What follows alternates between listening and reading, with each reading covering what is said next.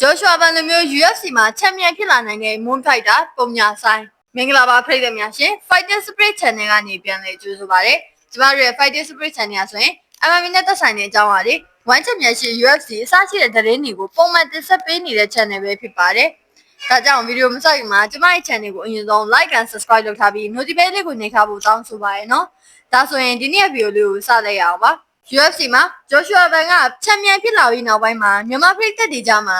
မိုးဖိုက်တာလေးပုံညာဆိုင်ဆိုတဲ့ဖိုက်တာကလည်းနာမည်ကြီးရေပန်းစားနေတဲ့ဖိုက်တာတဦးဖြစ်လာခဲ့ပါတယ်။ပုံညာဆိုင်ဆိုတာမြန်မာဖိုက်တာတွေကြားမှာအရင်ကတည်းကနာမည်ကျော်တဲ့ဖိုက်တာတဦးပဲဖြစ်ပါတယ်။ဒီဖိုက်တာဟာ MMA ပွဲပေါင်း6ပွဲထိုးသက်ထားပြီးရှုံးပွဲမရှိတဲ့ဖိုက်တာပဲဖြစ်ပါတယ်။ဝမ်ချန်ပီယံရှစ်မှာထိုးသက်ခဲ့တဲ့၄ပွဲလုံးကလည်းနိုင်ပွဲတွေရရှိခဲ့တာပါ။ဝမ်ချန်ပီယံရှစ်ရဲ့ One Warrior Series တွေမှာထိုးသက်ခဲ့တာပဲဖြစ်ပါတယ်။ဝမ်ချန်ပီယံရှစ်က2018 2019ကာလတွေမှာဆိုရင်One Warrior Series ဆိုတဲ့ပြိုင်ပွဲတွေကိုကျင်းပခဲ့ပါတယ်။အဲ့ဒီပြိုင်ပွဲမှာမြန်မာဖိုက်တာပေါင်းများစွာလည်းရင်ဆိုင်ပါဝင်ထိုးသက်ခဲ့ကြပါတယ်။အဲ့ဒီမှာအနိုင်ရတဲ့ဖိုက်တာတွေကဝမ်ချန်ပီယံရှစ်စင်မြင့်ထက်ကိုတက်ခွင့်ရတာပဲဖြစ်ပါတယ်။2020ကိုဗစ်ကာလဖြစ်တဲ့အချိန်မှာတော့ဝမ်ချန်ပီယံရှစ်ကဒီပွဲတွေကိုကျင်းပခြင်းမရှိတော့ပါဘူး။အခုနောက်ပိုင်းကျမှ One Warrior Series နဲ့အလားတူတဲ့ One Friday Fight ပြိုင်ပွဲတွေကိုပြန်လည်ကျင်းပနေတာပဲဖြစ်ပါတယ်။ပုံညာဆိုင်ဟာ One Warrior Series မှာ၄ပွဲထိုးသက်ခဲ့ပါတယ်။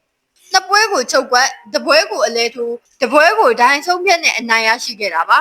ပုံညာဆိုင်ဟာ2019ပြီးတော့ပွဲရည်နာပြီး2024ခုနှစ်မှာတော့ပြန်လည်ပွဲထိုးတက်ခဲ့ပါတယ်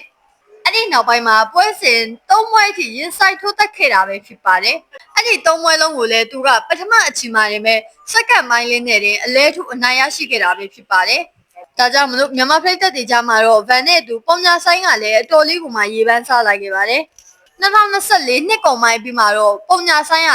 ပျောက်ချင်းမလားပျောက်သွားခဲ့ပါတယ်အခုချိန်ထိလည်းဘာအခြေအနေဆိုတာမှမသိရှိရသေးပါဘူးပုံမှန်ဆိုရင်သူ့ရဲ့လက်ရည်နဲ့ဆိုရင် UFC မှာကောင်းကောင်းထိုးတက်လို့ရနေပါပြီ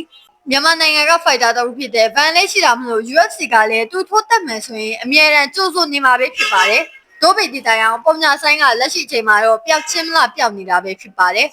မြန်မာပြည်သက်တော်တော်များများကတော့ဂျိုရှွာဗန်ချန်ပီယံဖြစ်ပြီးနောက်ပိုင်းမှာပုံညာဆိုင်ကိုတမေးတဲ့မေးနေတာပဲဖြစ်ပါတယ်။လက်ရှိအချိန်ထိတော့ပုံညာဆိုင်ရဲ့အဖြေတွေကိုဘယ်သူမှတိတိကျကျဖြေဆိုနိုင်ခြင်းမရှိသေးပါဘူး။ကိုလဟာလာသတင်းတွေပဲရှောက်လွှင့်နေတာမျိုးပဲရှိပါတယ်။ဘယ်အချိန်မှာပုံညာဆိုင်ပေါ်လာမလဲဆိုတာပဲစောင့်ကြည့်အားပေးရမှာပဲဖြစ်ပါတယ်။မြန်မာပြည်ဖွာမိုးဖိုက်တာလေးလည်းအများဆုံးကမ်းမဲ့ပြန်လာနိုင်ပါစေလို့ဆန္ဒပြုပါတယ်ရှင်။ဗီဒီယိုကိုကျမနဲ့တူအဆုံးထိကြည့်ရှုပေးခဲ့ကြတဲ့အတွက်အားလုံးကိုကျေးဇူးတင်ပါတယ်။နောက်လေကျွန်မ channel ကနေဒီလို MMA နဲ့သက်ဆိုင်တဲ့အကြောင်းပါလေဝမ်ချန်ပီယံရှစ် UFC အစရှိတဲ့သတင်းတွေကိုပုံမှန်တင်ဆက်ပေးသွားမှာဖြစ်တဲ့အတွက်ကြောင့်ကျွန်မ channel ကို like and subscribe လုပ်ထားပြီး notification လေးကိုနှိပ်ထားဖို့တောင်းဆိုပါရနော်